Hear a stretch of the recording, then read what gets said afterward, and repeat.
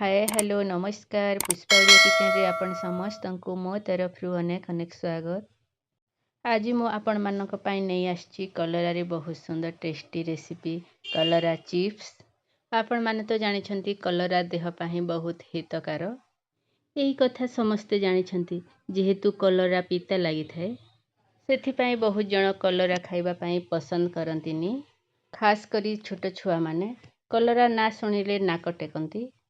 किंतु एमिति उपाय रे चटपटा कलरा चिप्स बनांतु समस्तंक पसंद आसीबो। चलंतु डेरी न करी स्टार्ट करिबा।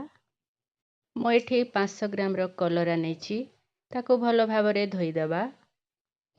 तापरे कलरा रो ऊपर भाग को क्लीन करनेबा। दर्शक बंधु देखंतु एठी मु सब कलरा को छोट छोट करी काटी नेछि।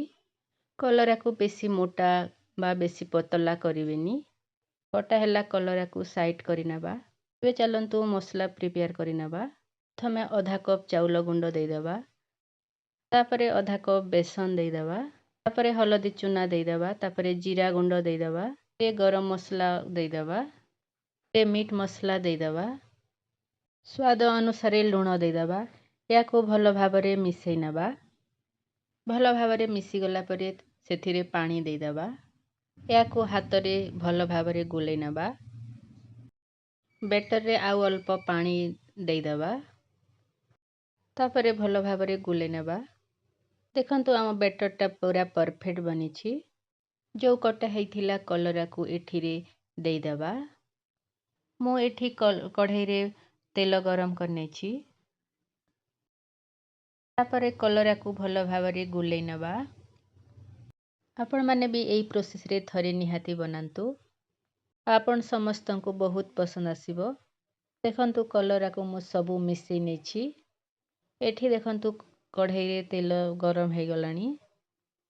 कलरा को गरम तेल रे छाड़ी नेबा। सबु कलरा को देखंतु एठी मु गोटे गोटे करी देई दउछि। देखंतु गोटे पटे गोल्डन ब्राउन हला परे या को आउ गोटे पटे करि नेबा। दर्शक बंधु ध्यान देबे कलरा फ्राई कला बेले गैस रो फ्लेम को लो टू मीडियम रे रखिबे नहेले ऊपर अंशटा पोड़ी जिबा और भीतरटा कंचालिया हेबो। देखंतु कलरा चिप्स टा पूरा परफेक्ट हेछि। या को आमे गोटे जगह को काढी नेबा। देखंतु मो सब कलरा को एठी मो काढी नेछि। देखंतु एठी हमर हे गला क्रिस्पी कुरकुरा कलरा चिप्स बा कलरा फ्राई। एई भली उपाय रे आपण माने भी थरे बनांतु। केमती लागिला आपण का अनुभूति मो सहित शेयर करंतु। हेले आजि पई रहुछि से पर्यंत रहिबी नुआ रेसिपी नेकी। नमस्कार बाय जय जगन्नाथ।